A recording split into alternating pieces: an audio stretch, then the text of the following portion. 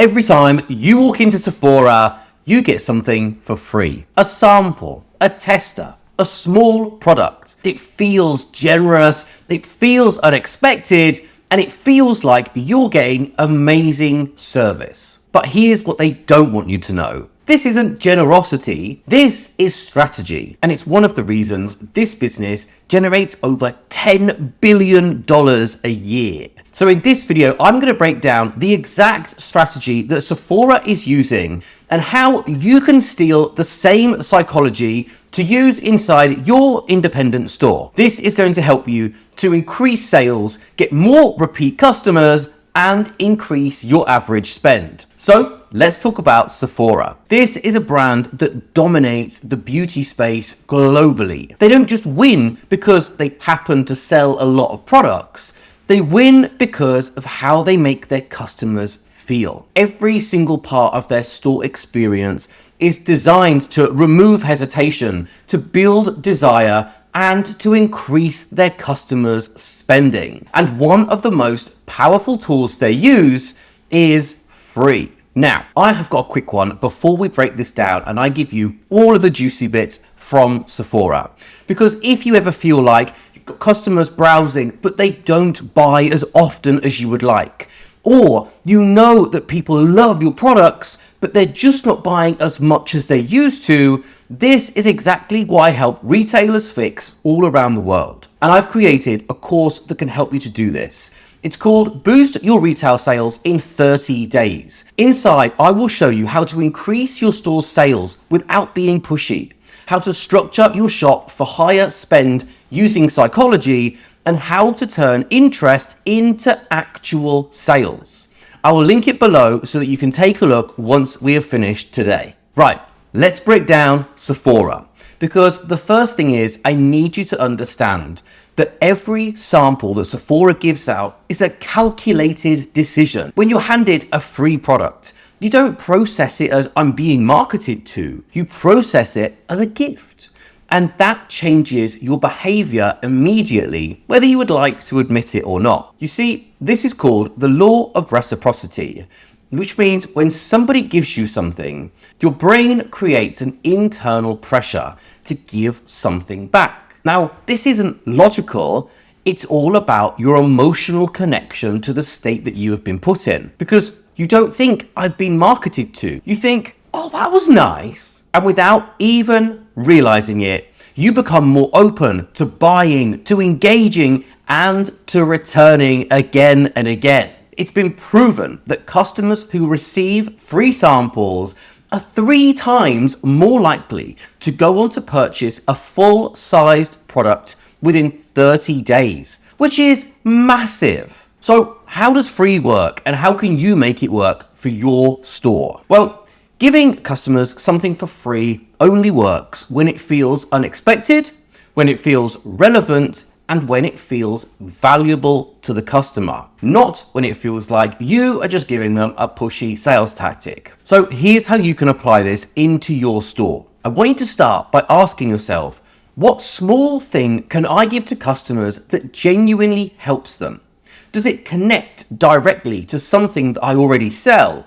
And does it make the customer feel looked after or help them to achieve their desires in a faster or better way? Because the goal is to never just randomly give stuff away. It's to create a moment that changes your customer's behavior. Now, this is where Sephora goes one step further than most other retailers, because they don't just give samples.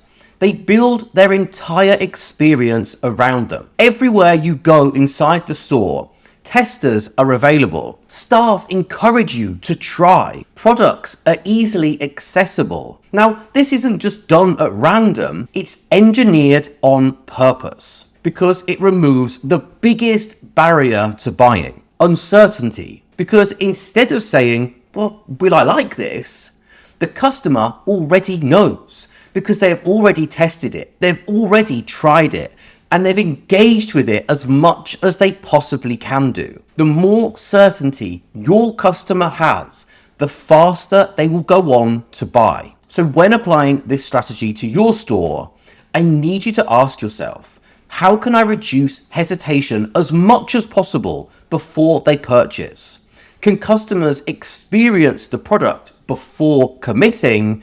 And what would make this feel like the safest decision for them to make? Because confidence converts. Now, let's talk about something that they do that's even smarter. Sephora's Beauty Insider program. They have over 30 million members inside this program. But the real genius isn't in the points that you can collect when you buy with them. It's how they allow customers to use these points once they have been collected. Because points don't just sit there forever, they expire. And when you have an expiration on these points, it encourages customers to think, well, I need to use these points before they disappear. I've earned these. So what does that lead to? Well, it encourages your customers to visit more often, to spend more often, and it creates higher urgency for them to come back to see you more often than they would do otherwise. Most loyalty programs that I see shops having reward people passively, whereas Sephora's drives the behavior they want to encourage from their shoppers. So when you start your own loyalty program inside your own store, I need to consider, does my loyalty program encourage the action I want my customers to take? Is there a reason for customers to come back again sooner than they would do otherwise? And am I rewarding behavior or am I just tracking it? Because loyalty is never about the points. It's about creating momentum and encouraging customers to take the action that you want them to. So now let's talk about their store's layout, because this is subtle, but if you can emulate this in any sort of way, it works so well. So when you walk into Sephora, you're often met with the highest end fragrances first, right? So they put their most expensive products there, they have premium pricing there, and this is something called price anchoring, which means that your brain sets a reference point as soon as you walk into that store. And what this does is as you then start moving deeper into the store, everything else that you see suddenly feels like it's more affordable, even if it isn't particularly. Because shoppers aren't judging your prices in isolation. They are constantly comparing them to other people, comparing them to prices already seen in your store. And Sephora is controlling what their shoppers compare against without them even realizing it. So in your store, I need you to consider the image you are creating when shoppers first enter, and how are they judging your products as they start to browse. So think about, what is the first price that customers see? Is it setting the right expectation for what they will find further into your store? Does it make everything else feel more or less accessible? Because pricing is not just about numbers. Pricing creates perception. Pricing is marketing, and I never ever want you to forget that. Now, for my final part of my Sephora breakdown, here is something that most people don't notice: where their products are placed. So in Sephora, full-sized products sit at eye level, always. Then their testers will sit just below this, and then the travel sizes are pushed further up or further down on the shelf. Why? Because eye level is buy level, always. That is where your customer's attention naturally goes. Whatever sits there is going to sell more. So your store's layout should reflect what you want to sell more of. Not just what you have, not just randomly placing products where you think it looks pretty. Everything that you do needs to have a very clear purpose. Consider what products are in your prime positions at the moment. Are your best sellers getting the best visibility? Or are you giving that space to the wrong items?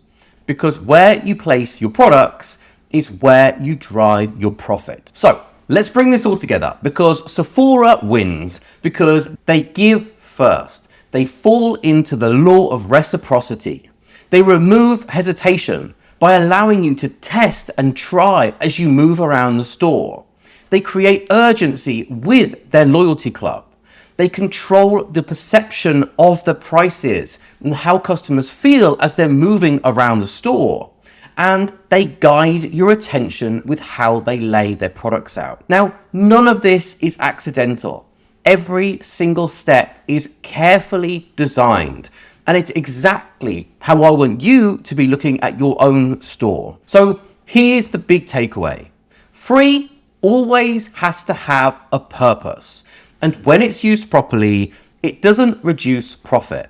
It increases it, and massively. Most independent retailers I speak to avoid giving things away because they think it costs too much. But the real question is, what does not giving anything away really cost you? Now, if you want help applying these strategies, as well as other psychological strategies that you can put into your store that will help you to turn browsers into buyers and increase your average order, check out Boost Your Retail Sales in 30 days below this video. And if this gave you a new way of thinking about your store, good. I hope you have a great day, and I'll speak to you soon.